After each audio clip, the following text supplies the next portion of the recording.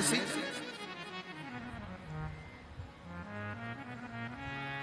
जन्म लिया भोजन नहीं छूटा, गए भोजन नहीं छूटा, मेहमान आए भोजन नहीं छूटा, बाहर घूमने गए भोजन नहीं छूटा, कमर दुखी भोजन नहीं छूटा, पेट दुखा भोजन नहीं छूटा, कुछ ना कुछ रोटी नहीं खाएगी तो थूली खाएगी, थूली नहीं खाएगी दलिया खाएगी, दलिया नहीं खाएगी तो ब्रेड खाएगी, ब्रेड नहीं खाएगी तो बिस्कुट खाएगी, बिस्कुट नहीं खाएगी तो किसी ना किसी के प्राण खाएगी।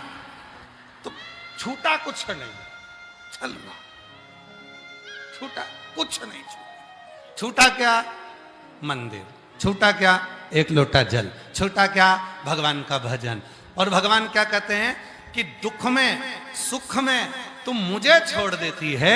शिव पुराण कहती है जिसने मुझे नहीं छोड़ा, भगवान कहते हैं उसकी जिंदगी में कभी तकलीफ आती ही नहीं। छोड़ो ना। केवल एक मंत्र है, श्री शिवाय नमस्तुभ्यम। जो किसी भी अवस्था में, घर में बच्चा जन्म ले तो भी इस मंत्र को जप सकते हैं, कोई चला गया तो भी मंत्र को जप सकते हैं, रजस्वला धर्म आ गया, नारी 5 दिन तक घर में काम नहीं करती, उस समय पर भी मंत्र को जप सकती है। एक मंत्र है, जब जन्म में, मरण में, परण में, जाते आते खाते पीते रहते, कहीं पर भी घूमते फिरते, जहां मर्जी पड़ जाए, जिस जगह मर्जी पड़ जाए, हॉस्पिटल में, चाहे तुम्हारी मर्जी पड़े गाड़ी में, चाहे तुम्हारी मर्जी पड़े जहां, इस मंत्र का उच्चारण करा जा सकता है। और जितना मंत्र का उच्चारण करोगे उस समय पर मेरा शिव तुम्हारे ऊपर करुणा करना प्रारंभ कर देता है। ये वो मंत्र है, श्री शिवाय नमस्ते।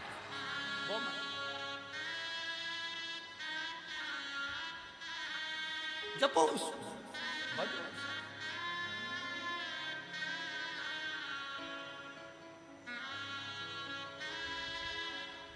जिसने जपा उसको सुख मिला, उसको आनंद की अनुभूति हुई। पर हम उस लक्ष्य तक नहीं पहुंचते। जैसे एक मां अपने बेटे से कहती है, बेटा पढ़ ले, पढ़ो पढ़ो पढ़ो पढ़ो। आप भी कहती होगी बच्चों को, पढ़ो पढ़ो पढ़ो। पत्र है, हाँ भाई, पढ़ो पढ़ो पढ़ो पढ़ो, कहते पढ़ो। अब बेटे से कहा पढ़ो, बेटा पढ़ा। फिर बोला बेटा, मम्मा पढ़ तो रहा हूं। पढ़ो। फिर मां ने कहा पढ़ो, मम्मा पढ़ तो रहा हूं। पढ़।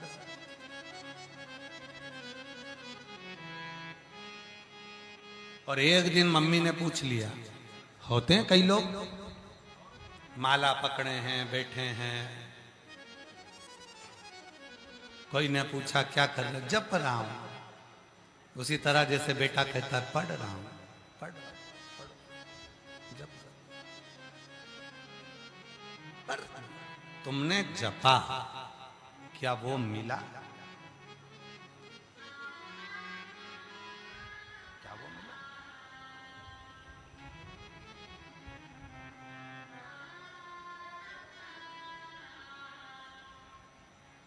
कपड़े बदल लिए, वो मिला? नहीं। हमने पहले भी कथा में कहा, आज फिर कहते, मेरे भोले बाबा को पाने के लिए कपड़ा बदलने की जरूरत नहीं पड़ती, मेरे भोले बाबा को पाने के लिए केवल कलेजा बदलने की जरूरत पड़ती है। मन बदला, कपड़ा बदला, सोचा कि मैं ये कपड़े पहन लूंगा, ये वाले कपड़े धारण कर लूंगा, माला पहन लूंगा, जटा बढ़ा लूंगा, ढेर सारा चंदन लगा लूंगा, मुझे भगवान मिल जाएगा। ना ना ना, अपने भीतर को बदलो, अपने भीतर। हम भीतर नहीं बदल, हम उसी में कहें जैसे वो बच्चा, माँ कह रही है बच्चे से पढ़ो, बच्चा कहता मम्मा पढ़ तो रहा हूं। फिर माँ ने कहा पढ़ो, पढ़ तो रहा हूं। एक दिन माँ ने पूछ लिया कि मैं बोलती हूँ पढ़ो और तू बोलता है मैं पढ़ रहा हूं, तो आज मुझे बता तू क्या पढ़ रहा है, तू पढ़ क्या रहा है? इतने में बच्चे ने कहा मम्मा तुम्हारे होने वाली बहू के मैसेज पढ़ रहा हूं।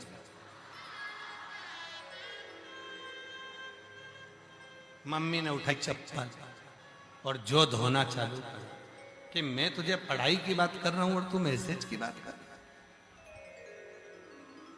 बस यही जीवन है।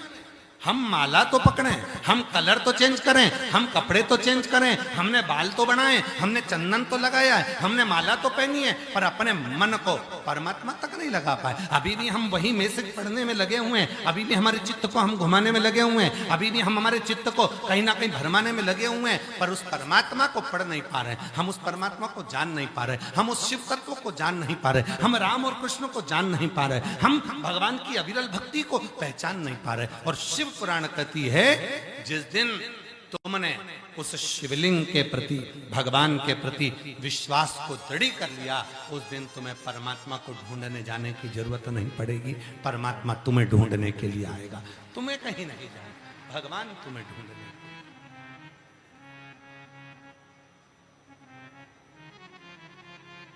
फिर तुम्हें और मेरे भोले तेरा सहारा है, मेरे भोले तेरा सहारा है, मेरी नैया का तू किनारा है, मेरी नैया का तू किनारा है। मेरे बाबा तुझे पुकारा है, मेरे बाबा तुझे पुकारा है, मेरी नैया का तू किनारा है, मेरी नैया का तू किनारा। हमने ढूंढा उसको, उस परमात्मा को ज्यादा ढूंढने की जरूरत नहीं, तुम तो उसको भजो, और जितना भजोगे, जितना पुकारोगे, जितना स्मरण करोगे, वो तुम्हारे करीब में, तुम्हारे नजदीक में आएगा, जो पहुंचेगा जो।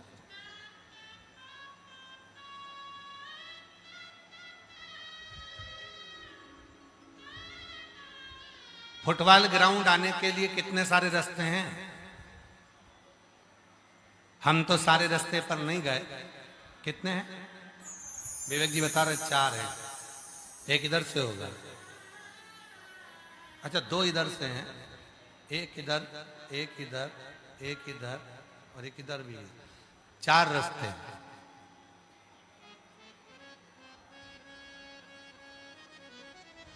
कितने सारे रास्ते हैं।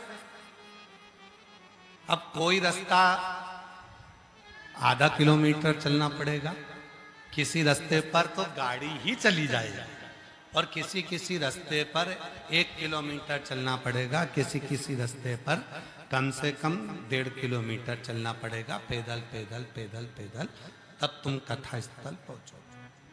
जरा समझना बहुत। अब कोई उधर से आया तो भी कथा में पहुंचा, कोई इधर से आया तो भी कथा में पहुंचा, कोई इधर से आया तो भी कथा में पहुंचा, कोई उधर से आया तो भी कथा में पहुंचा। बस अंतर इतना है, किसी को पहुंचने में समय लगा, कोई को पहुंचने में रास्ता अच्छा नहीं मिला, कोई को पहुंचने में थोड़ा टाइम लग गया। उसी तरह जैसे जाने के 4-5 रास्ते हैं, बहुत सारे रास्ते हैं, जाना सबको कथा स्थल ही है, उसी तरह परमात्मा के पास जाने के भी बहुत सारे रास्ते हैं। कोई महाराज कहेगा ये करो, कोई महाराज कहेगा वो करो, कोई कहेगा ऐसा करो, कोई कहेगा वैसा करो। रोज मोबाइल खोलो, कहीं ना कहीं का तुम्हें रोज का ज्ञान देता मिलेगा। कोई कहेगा ऐसा करो, कोई कहेगा वैसा करो। अब निर्भर तुम पर करता है कि तुम कौन से रास्ते पर चलना चाहते हो। एक रास्ता कोई बताएगा तो हो सकता है कि तुम्हें पहुंचने में देरी हो जाए, दूसरा रास्ता हो सकता है कोई बताएगा तो वहां पर कीचड़ मिल जाए, तीसरा रास्ता कोई बताएगा तो हो सकता है कि वहां पहुंचने में देरी हो जाए। इसलिए शिव महापुराण ने सबसे सरल रास्ता एक बताया, सारी समस्या का हल। शिव महापुराण का सबसे सुंदर, सबसे सरल, सबसे इजी एक रास्ता है, एक लोटा जल सारी समस्या। कैसी भी समस्या, कैसा भी दुख है, कैसी भी तकलीफ है, किसी भी परेशानी, एक लोटा जल चढ़ाओ, परमात्मा क्यों?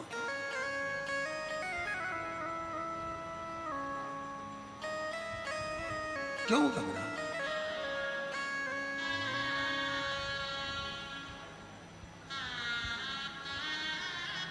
किस्मत वालों को मिलता है बाबा तेरा दरबार, किस्मत वालों को मिलता है बाबा तेरा दरबार। सच्ची सरकार तुम्हारी साचा है दरबार, किस्मत वालों को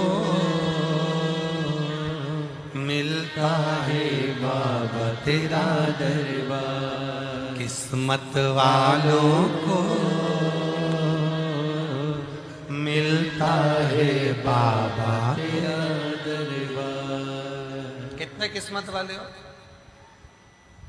एक रास्ता बिल्कुल सरल सा, एक रास्ता बिल्कुल इजी, एकदम सरल, ना कोई आडंबर, ना कोई दिखावा, ना कोई भटकाव, एक लोटा जल सारी समस्या का।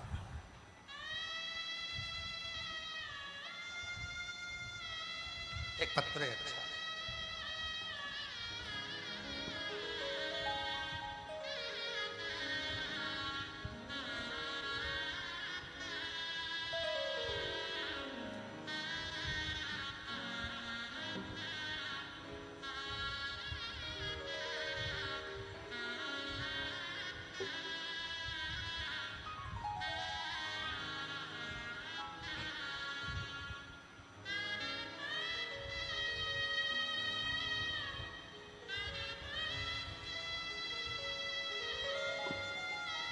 देखिए,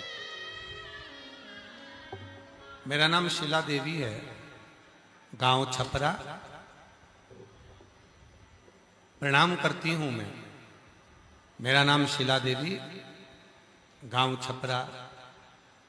हमारे पोते के गले में गठान हो गया था, डॉक्टर को दिखाया पर ठीक नहीं हुआ। गुरुजी ऑपरेशन का बोला, मन थोड़ा घबराया। कहीं बैठी हैं माता जी? अच्छा है, आ जाओ माँ, आ जाओ, आ जाओ। श्री शिवाय नमस्ते, आ जाइए, आ जाओ, एक बेलपत्र लेकर जाना। आ जाइए। मेरा नाम शीला देवी है, गांव छपरा से आई हूँ। मेरे पोते के गले में गठान हो गया, डॉक्टर को दिखाया तो उसने ऑपरेशन का बोल दिया और कहा कि इसकी जांच भी होगी। हम घबरा गए, बड़े दुखी हो गए, करे तो करे क्या? तब हमारी पड़ोसन ने बताया कि वो सियोर वाला बाबा कथा कहता है, यदि कथा सुनकर शिव के मंदिर जाकर एक लोटा जल चढ़ाकर उस जल का आचमन करा जाए, वो कहता है एक लोटा जल सारी समस्या का हल। तो हमने मंदिर जाना प्रारंभ करा, शिव जी को जल चढ़ाना प्रारंभ करा और वो जल लाकर बच्चे को पिला देते थे।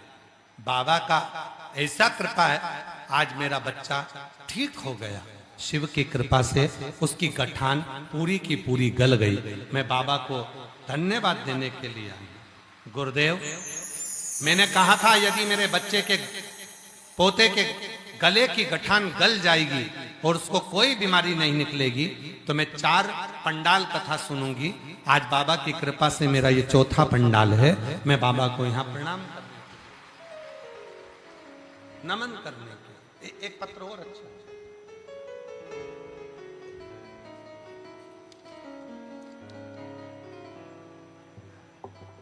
सरिता देवी पति पवन कुमार शिवपुरी हजारीबाग से आई हैं।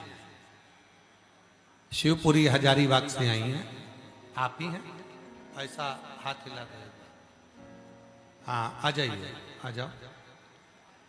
शिवपुरी हजारीबाग से आई हूँ, सरिता देवी पति पवन कुमार। बाबा को प्रणाम। बाबा, एक लोटा जल में क्या बखान करूं? बाबा, इस कथा के बारे में कभी जानते भी नहीं थे। मेरी बेटी की छाती में गठान हो गया था। हम इलाज करा करा के थक चुके थे। एक बार ऑपरेशन भी कराए, फिर भी बाबा गठान फिर रह गई। फिर किसी ने कहा कि टीवी पर कथा सुनिए। हम 2022 से कथा सुन रहे हैं। फिर सीहोर भी गए, वहां से रुद्राक्ष लाए और पानी में गलाते बाबा पर चढ़ाकर बेटी को देते चालू किया। फिर बाबा की ऐसी कृपा हुई गुरुदेव, अब बेटी की सारी गठाने गल चुकी हैं। अब मेरी बेटी पूर्ण तरह से स्वस्थ हो गई है। मैं बाबा को यहां नमन करने के लिए आई हूं। गुरुदेव, हम समिति को धन्यवाद देते हैं, विवेक कुमार जी को धन्यवाद देते हैं, उनकी धर्म पत्नी को धन्यवाद देते हैं, जिन्होंने ये पवित्र शिव महापुराण की कथा का आयोजन रांची में कराकर हम लोगों का कल्याण किया। ये शिव तत्व है। और किस्मत वालों को मिलता है बाबा तेरा दरबार, किस्मत वालों को मिलता है बाबा तेरा दरबार। सच्ची सरकार तुम्हारी साचा है दरबार, किस्मत वालों को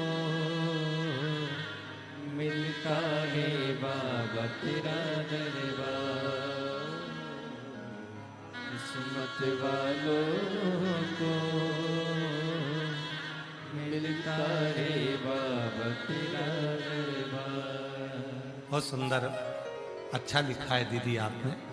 आइए, एक बेलपत्र बहुत सुंदर लिखा है, इसको आप भी पढ़ो। एलईडी पर, आस्था चैनल पर भी इसको चलाओ। बेटी ने लिखा है, बड़ा सुंदर भाव लिखा है। नेहा अड़ू किया, बहुत सुंदर भाव बेटी ने लिखा है। आप लोग पत्र को पढ़ सकते हैं एलईडी पर, बहुत सुंदर। शिव शिव है, शंकर शंकर। और किस्मत वालों को मिलता है बाबा तेरा दरबार, किस्मत वालों को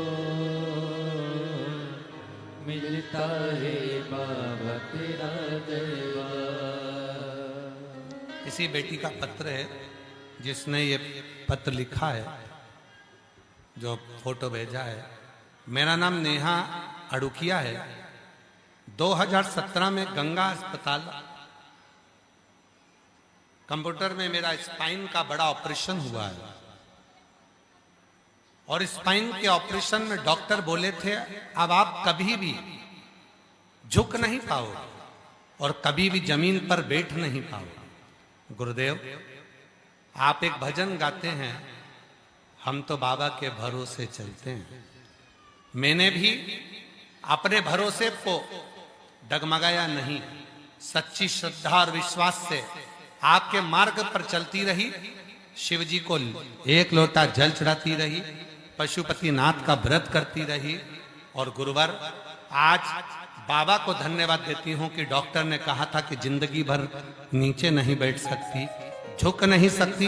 आज बाबा की कृपा से नीचे भी बैठती हूं और झुककर काम भी करती हूं। ये शिव की कृपा, ये शंकर की कृपा। एक विश्वास, एक भरोसा, एक दृढ़ता हमारे भीतर।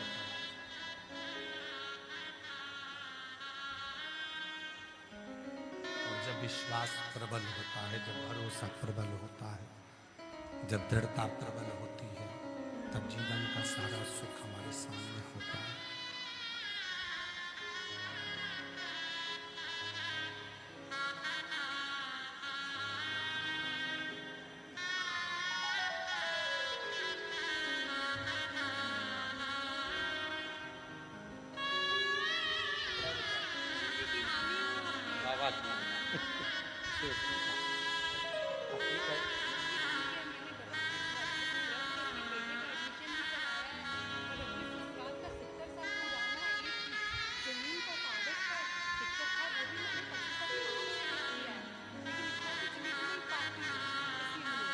बेटी कह रही है बेटे का भी एडमिशन हो गया।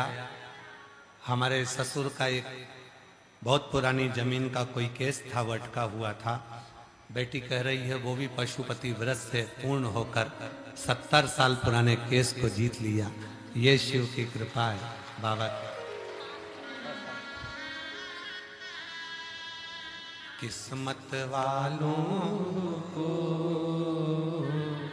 मिलता है बाबा तेरा दरबार। किस्मत वालों को मिलता है बाबा तेरा दरबार। सच्ची सरकार तुम्हारी, सच्चा है दरबार। किस्मत वालों मिलता है बाबा तेरा दरबार। किस्मत वालों को मिलता है बाबा तेरा दरबार। ये शिव की उदारता, ये शंकर की करुणा, ये शिव की करुणा। और जब तक शिव की करुणा नहीं होती है, शंकर की कृपा नहीं होती है, जब तक शिव की करुणा नहीं होती, शंकर की कृपा नहीं होती, तब तक दुनिया का कोई कार्य सफल होता ही नहीं। कितना विश्वास है तुम्हें अपने भगवान शिव पर?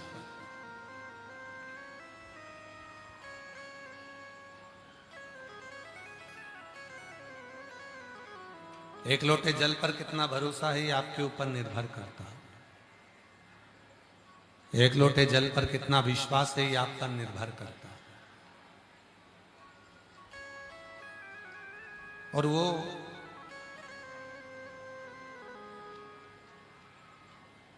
जिस शिवलिंग की आप आराधना करते हो, आपके घर में जो शंकर का शिवलिंग है या आपके घर के पास में जो शंकर का मंदिर है उसमें जो शिवलिंग है, उसकी जो साधना करते हो, आराधना करते हो,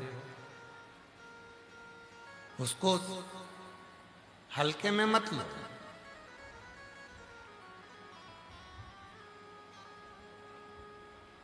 उसमें कितनी प्रबलता है, उसमें कितना सुख है, उसमें कितना बल है, उसमें कितना आनंद है, ये आपको समय पर आकर मालूम पड़ेगा कि उसमें कितना प्रबलता, कितनी प्रबलता।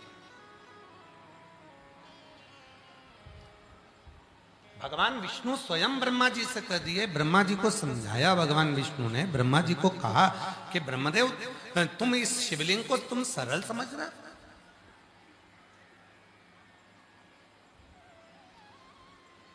तुम इस शिवलिंग को सरल समझ रहे हो? और प्रकट भी खुद नहीं करा है, उसको एक पर्वत में से प्रकट किया। ब्रह्मा और विष्णु ने दोनों ने मिलकर प्रकट किया उसको। और ब्रह्मा विष्णु दोनों ने मिलकर जिसको प्रकट किया और उसको तुम सरल समझ, ये सरल नहीं है। अभी कथा को शुरू करने से पहले आप लोगों से कहा था, भक्ति सरल हो सकती है पर विश्वास सरल नहीं हो पाता, उसकी कठिनता। भक्ति की सरलता, भक्ति की सरलता विश्वास की मूलता।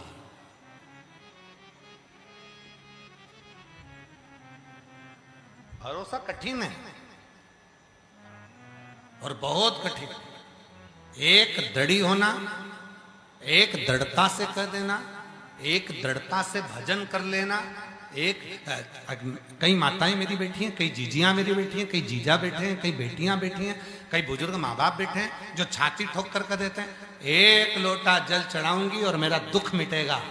कई मीडिया वाले उनके पास माइक लेकर पहुंचते हैं, उनसे उनका विचार जानते हैं, उनसे पूछते हैं कि तुम यहाँ पंडाल में आई हो, इतनी भीड़ में आई हो, इतना पानी गिर रहा है, बारिश हो रही है, हवा चल रही है, आंधी चल रही है, धूप पड़ रही है, और तुम यहाँ कथा में अपना घर छोड़कर, एसी का कमरा छोड़कर, पंखे छोड़कर, इतनी गर्मी में तुम कथा में आकर बैठ गए।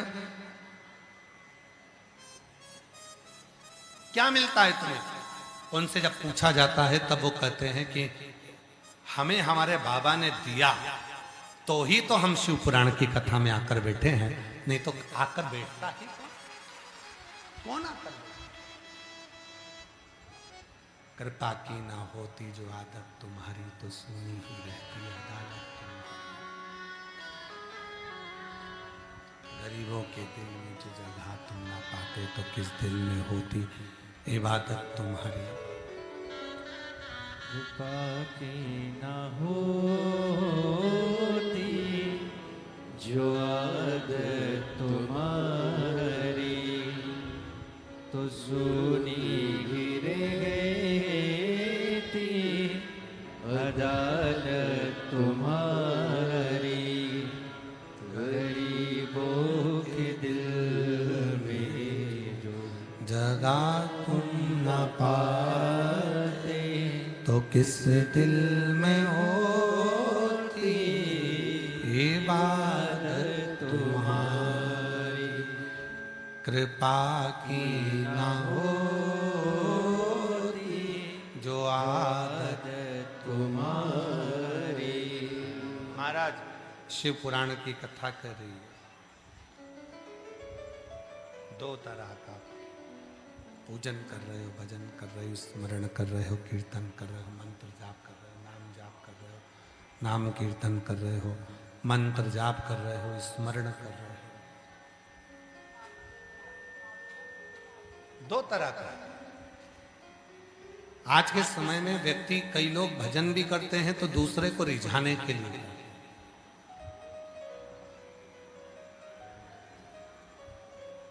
जप भी करते हैं तो दुनिया को दिखाने के लिए करते हैं।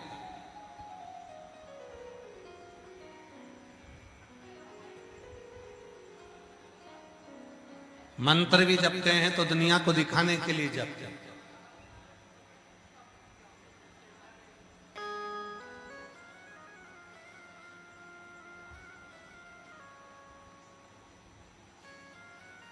एक होता है दुनिया को दिखाने के लिए जप करना, तप करना, मंत्र जपना, पूजन करना, साधना करना, भजन करना, और एक होता है उस ईश्वर के लिए, उस परमात्मा के लिए, उस भगवान के लिए, उस शिव के लिए मंत्र, साधना, तप, भजन, स्मरण सब करना।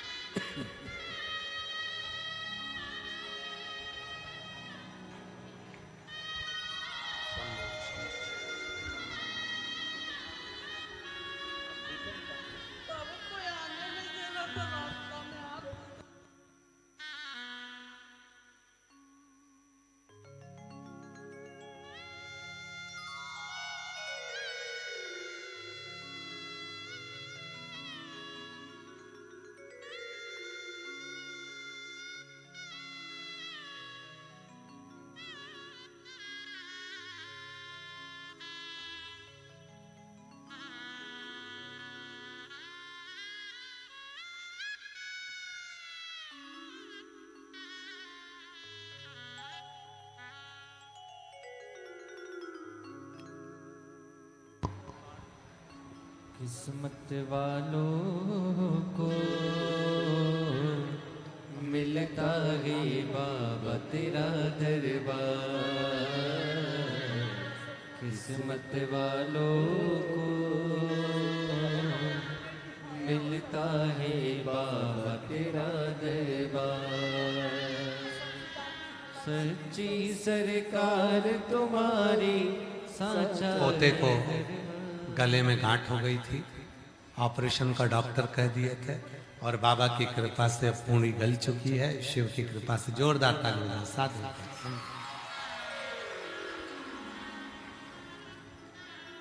सच्चा दरबार है तेरा, सच्चा है दरबार।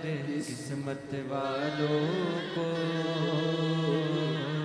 मिलता है बाबा तेरा दरबार। किस्मत वालों को मिलता है बाबा तेरा दरबार। विश्वास शिव के प्रति, भरोसा भगवान शंकर के प्रति, वो मूल और जिस दिन तुमने भरोसे को मूल बना लिया, जिस दिन तुमने विश्वास को मूल बना लिया, उस दिन शिव तुम्हारा होगा, उस दिन भगवान शंकर तुम्हारे होगा। हम विश्वास को मूल नहीं बना पाते, हम भरोसे को मूल नहीं बना पाते।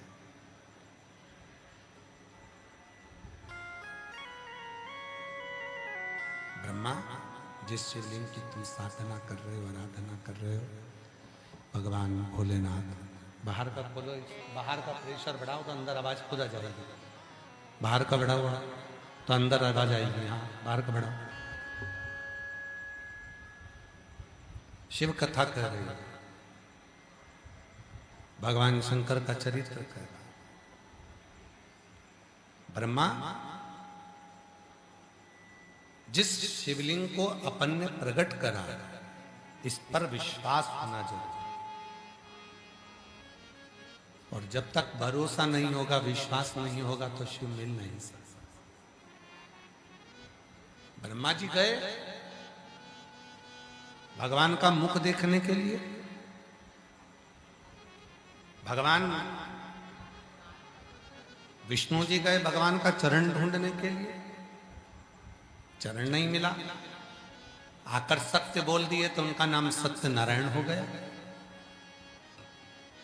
पर ब्रह्मा जी झूठ बोलते हैं और निरंतर बोलते हैं। कल कथा में कहा था, व्यक्ति एक झूठ बोलता है तो उस झूठ को छुपाने के लिए उसको दूसरा झूठ बोलना ही पड़ता है। दूसरा झूठ बोलेगा तो उसको छुपाने के लिए तीसरा झूठ बोलना पड़ेगा।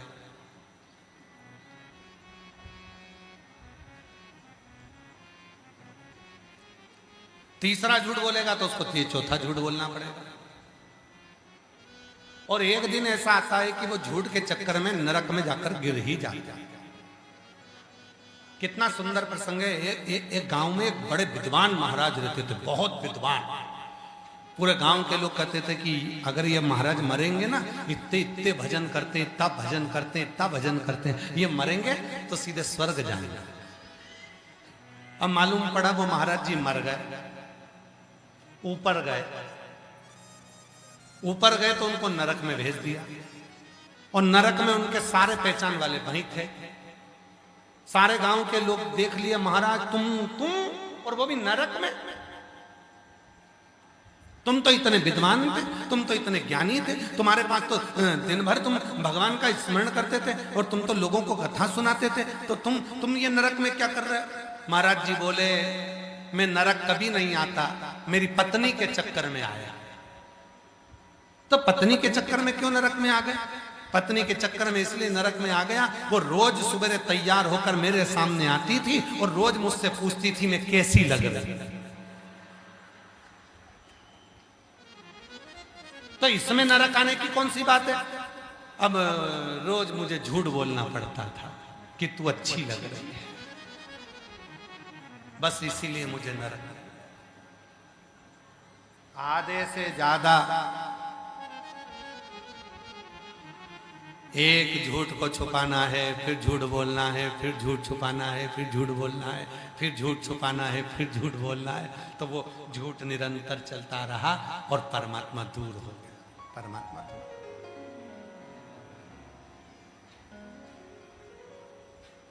इसीलिए मेरी जीजी और तुम भी मेरे जीजा जी से मत पूछा करो कि मैं कैसी लग रही।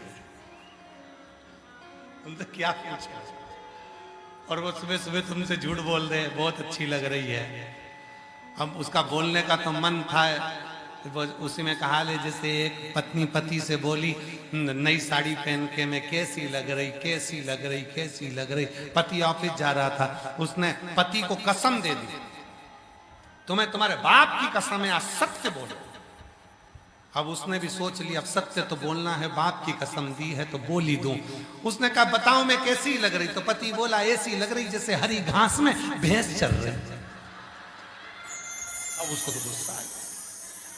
अब पत्नी बोली तुम मेरे लिए इतना गंदा बोले, कम से कम झूठा ही बोल देते। तो पति बोला तो तूने तो मेरे बाप की कसम दी कि सत्य बोलना, तो बोल दिया मैंने सत्य। शिव सत्यम शिवम सुंदरम। मेरे भोले बाबा सत्य की मूर्ति हैं। उन्हें तुम्हारे आडंबर से, तुम्हारे दिखावे से, तुम्हारी दुनियादारी से उसको कोई मतलब नहीं, कोई मतलब, उसे कोई मतलब। उसे तो केवल एक मतलब, तू समर्पित होकर पूर्ण समर्पण के साथ मेरे पास आया है, मतलब तू मेरा है, उसके सिवाय मुझे कोई मतलब नहीं है। तो पूर्ण समर्पण के साथ मेरे पास आ गया, मेरा, अब मुझे कोई मतलब,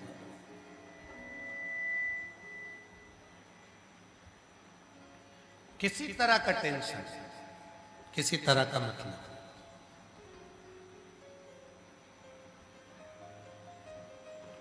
शिव महापुराण में एक बड़ी सुंदर बात कही है महाराज, यदि कोई बीमार है, मंदिर नहीं जा सक रहा, वो मंदिर नहीं जा सकता, बीमार हो गया, अपने हाथ का स्पर्श कराकर भी अगर कोई एक लोटा जल शिव के मंदिर में भेजना प्रारंभ कर देता है और वही चढ़ाए हुए जल का भाव उस बीमार व्यक्ति को आचमन कराना प्रारंभ कर देता है, 3 दिन के अंदर उसको उठकर बैठना ही पड़ता है। इतनी शिव की कृपा उसमें प्रबल है।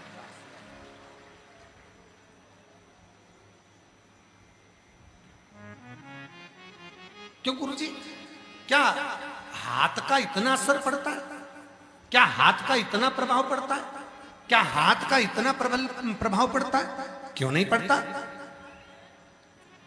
आप में से कई मेरी जीजियां बैठी हैं, कई जीजा बैठे हैं, कई बेटियां बैठी हैं, कई बेटा बैठे हैं, कई बुजुर्ग माँ बाप बैठे हैं। घर का जेवर सारा चले गया, पर मैं अपनी चेन नहीं दूंगी तो नहीं दूंगी। किसी ने पूछा इस चेन में क्या है? ये मेरी पिताजी ने दी थी अपने हाथों से। मतलब पिताजी का हाथ उस चेन में लगा तो वो चेन इतनी वीआईपी हो गई कि मैं उस चेन को दे नहीं सकती, चाहे तुम सब ले जाओ। हाथ लगने का इतना प्रभाव है, चेन कीमत वाली हो गई।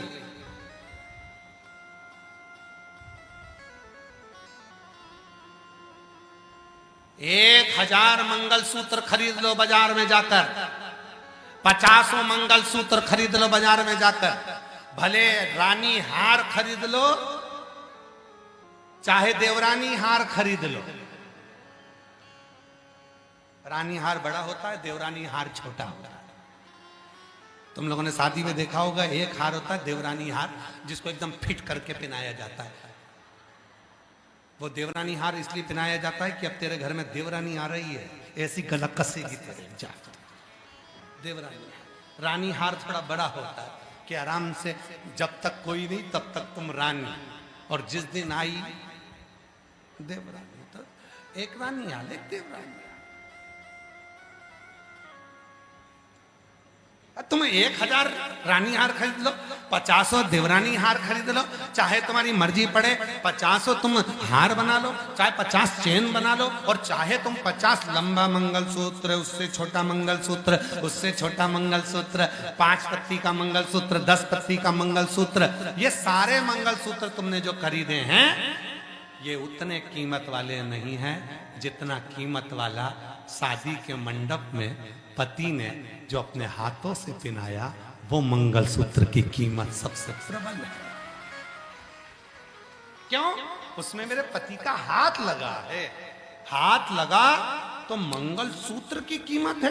भले वो रानी हार, देवरानी हार, किसी हार की कीमत नहीं, परंतु उस मंगलसूत्र की, फिर मैंने 50वां मंगलसूत्र खरीदे उसकी कीमत नहीं, पर वो मंगलसूत्र जो मेरे पति ने पहनाया वो मंगलसूत्र मेरे पति के हाथ का है। पहला मेरे पति के हाथ का मंगलसूत्र मेरे गले में आया, फिर भले हम करोड़पति बन गए, धनपति बन गए, 50 ले लिए, 10 ले लिए, 20 ले लिए, उसकी इतनी कीमत नहीं है जो पति के हाथ से, भले उस परिस्थिति में, भले गरीब परिस्थिति में, भले बेकार परिस्थिति में वो मंगलसूत्र मेरे गले में आया था, पर वो मेरे पति के हाथ का है। वो मंगलसूत्र मूल है। उसी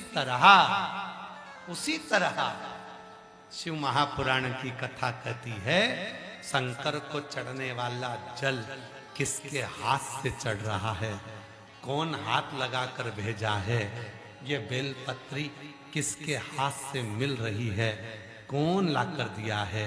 शिव जी पे चढ़ा हुआ बेलपत्र हमारे पास आया, वो हाथ मूल है, और उस हाथ का स्पर्श हुआ तो जीवन की सार्थकता मूल बन जाए।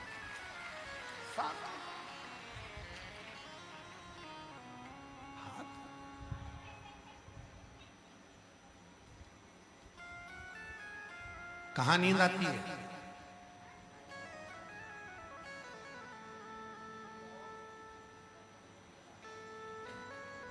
शादी में डिस्को होता रहता है, शादी में महिला संगीत होता रहता है, डिस्को होता है, डीजे बजते हैं, बैंड बाजे बजते हैं, नगाड़े बजते हैं, शादी में डिस्को होता है, बहुत सारा लोग नाचते हैं। नींद आती है क्या वहां पर? जम के बोलो जरा। नहीं आती। सुंदरकांड में जाकर बैठ जाओ, रामायण में जाकर बैठ जाओ, कथा में जाकर बैठ जाओ, सिर पे पल्लू लेके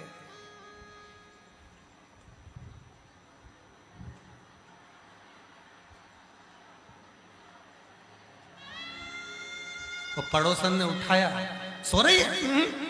तो फिर ऐसी ऐसी क्या कर रही? कहीं नहीं, भोलेनाथ जी भाग रहे थे तो बुला रही थी। बाबा भाग रहा है, बुला रहा है।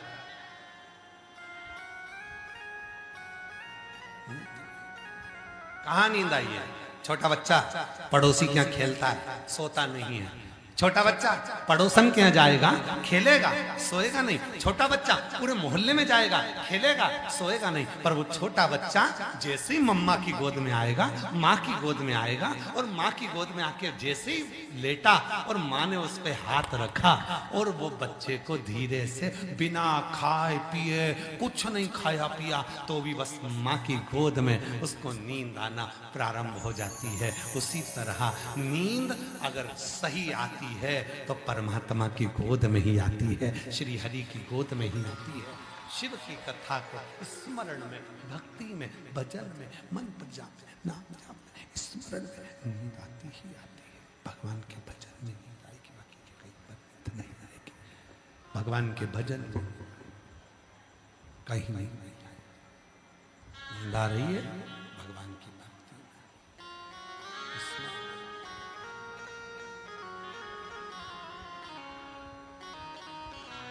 और मिलता है सच्चा सुख महादेव तुम्हारे चरणों में। मिलता है सच्चा सुख केवल महादेव तुम्हारे चरणों में। चाहे कांटों में भी चलना हो, चाहे अग्नि में मुझे चलना हो, चाहे छोड़ के देश निकलना। और मेरी जीजियों याद रखना, रांची की जितनी मेरी बहनें बैठी हैं, जितनी मेरे जीजा बैठे हैं, जितनी मेरी बेटियां बैठी, ध्यान रखना, जो शंकर की कथा में पहुंच गया, जिसने नहीं देखा बहुत दूर है, पैदल चलना पड़ेगा, गाड़ी कहां लगाएंगे, पानी गिर रहा है, आंधी चल रही है, तूफान चल रहा है, गर्मी बहुत तेज है, जगह नहीं मिलेगी, पंडाल फुल है, भीड़ बहुत ज्यादा है। जो डर गया वो रह गया, और जो आ गया फिर वो अंदाजा लगा कर रखना कि 3 महीने में मेरे बाबा तुम्हारी झोली में क्या क्या प्रदान कर। चाहे कांटों पर मुझे चलना हो, चाहे अग्नि में मुझे जलना हो, चाहे छोड़ के देश निकलना हो, पर मन नहीं डगमग मेरा हो, रहे ध्यान तुम्हारे चरणों में हो मिलता है सच्चा सुख केवल महादेव। तुम्हारे चरणों में। भगवान शिव को पाना सरलता। आप जाएं शिव की आराधना करने, साधना। ब्रह्मा शंकर को तुम पहचान जाओ तो तुम्हारी जिंदगी सार्थक हो जाए। ब्रह्मा जी नहीं पहचाने थे, यहां तक भगवान शंकर को शंकर भगवान के ससुर भी नहीं पहचाने थे। दक्ष प्रजापति भी शिव जी को नहीं जान पाए।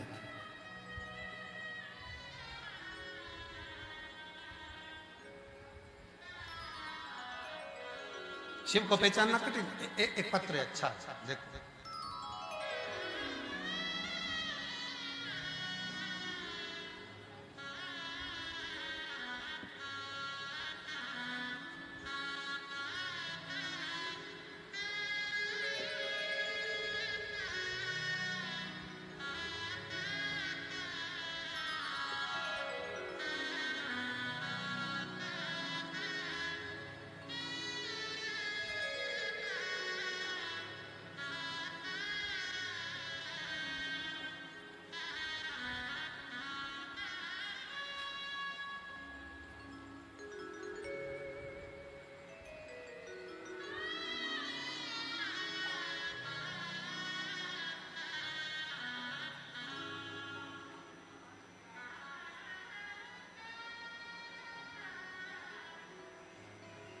मेरा नाम रंजू देवी, उम्र मैं रांची जिला आदर्श नगर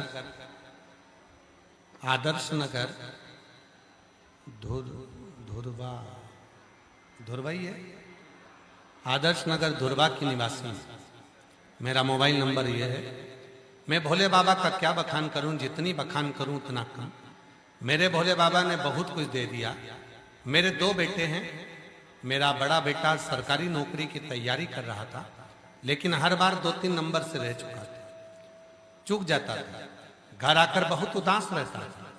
लेकिन यहाँ पिछला कथा जो जमशेदपुर काजू बागान में हुई थी, मेरी ननद ने बोला शिव महापुराण की कथा में पंडित प्रदीप मिश्रा कथा वाचन करते हैं, आ रहे हैं।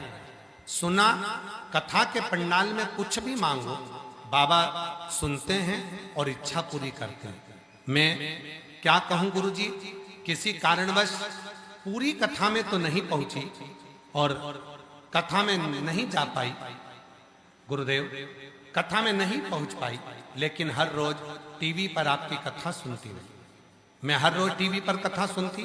कथा समापन के बाद वहां पहुंची जहां पर कथा हुई थी जमशेदपुर में। कथा समापन के बाद वहां जाकर वहां की मिट्टी को, भूमि को प्रणाम करके वहां की मिट्टी को लेकर आ गई। रोज मंदिर में शिवालय पर जाने लगी। अपने बेटे से भी कहा तुम भी मंदिर जाया करो, 1 लोटा जल रोज चढ़ाया करो, बाबा जरूर सुनेंगे। सबको दिया है, तुम्हें भी देंगे। मेरे बड़े बेटे से मैंने कहा सियोर वाला बाबा कहता है कि मेहनत को चौगनी करो। मेरे बेटे ने चौगनी मेहनत करी और बाबा की ऐसी कृपा हुई कि आज मेरे बेटे का सिलेक्शन अग्निवीर के रूप में हो गया। मैं बाबा को यहाँ प्रणाम करने के लिए आई हूँ, उसका फोटो भी लगा रहा। शिव कृपा किसको कहते हैं? एक पत्र और बड़ा सुंदर है।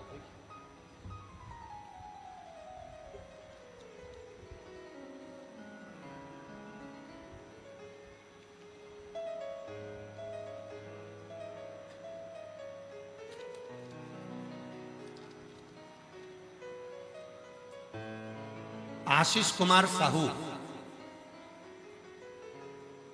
श्वेता साहू, ग्राम और माझी है। ग्राम और माझी, कहीं बैठी हो तो हाथ हिला सकती हैं। आशीष कुमार साहू, श्वेता साहू, ग्राम और माझी, जिला रांची, झारखंड से हैं। मेरा मोबाइल नंबर ये है। मैं प्रणाम करती हूँ। गुरुदेव हमेशा टीवी पर कथा सुनते थे। कथा सुनने के वजह थी हमारी शादी को कई साल निकल गए थे पर औलाद का सुख नहीं था। सारे डॉक्टरों का इलाज कराने के बाद भी हमें औलाद नहीं हुई। तब किसी के कहने पर हमने टीवी पर कथा सुनना प्रारंभ करी और बाबा से विनय करना प्रारंभ करा। कथा सुनने के लिए बाबा के पंडाल गए और बाबा की ऐसी कृपा हुई, बाबा की कृपा से मेरे गर्भ से 2 बार पशुपति व्रत करे और 2 बार सफेद आंकड़े की जड़ बांधी। तो बाबा की कृपा से मेरे घर में 2 बच्चों ने जन्म लिया, एक सात्विक एक सानवी, एक बेटा एक बेटी ने कई वर्षों के बाद जन्म लिया। मैं बाबा को यहाँ प्रणाम करने के लिए आई हूँ, शिव को नमन करने के लिए आई हूँ। कहीं बैठे हो तो हाथ हिला सकते हैं। कहीं बैठे हैं? अच्छा एलईडी के पीछे हैं, दिख नहीं रहे होंगे। आ जाइए आ जाइए आ जाओ। और जो जैसी भावना वो वैसा ही फल पाया, नहीं खाली उसे लौटाया, वो मन ही मन हर्षाया,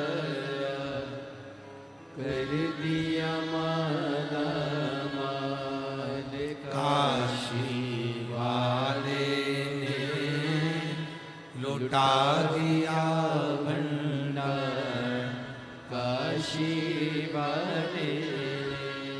शिव के भजन का चित्त स्मरण, एकाग्र चित्ता में जो सुख है वो सुख कहीं नहीं। शिव पुराण कहती है हमारा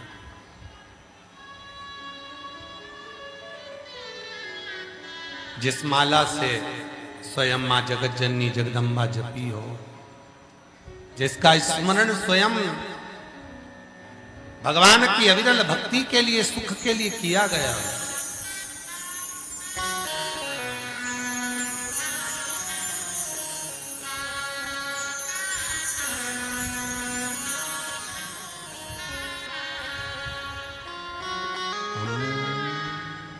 मुझे ला दो भजन वाली वही माला, मुझे ला दो भजन वाली वही माला, जाके रटने से मिले डमरू वाला, जाके रटने से मिले डमरू वाला, मुझे ला दो भजन वाली वही माला, मुझे ला दो भजन वाली वही माला, मुझे ला दो भजन वाली वही माला, मुझे ला दो भजन वाली।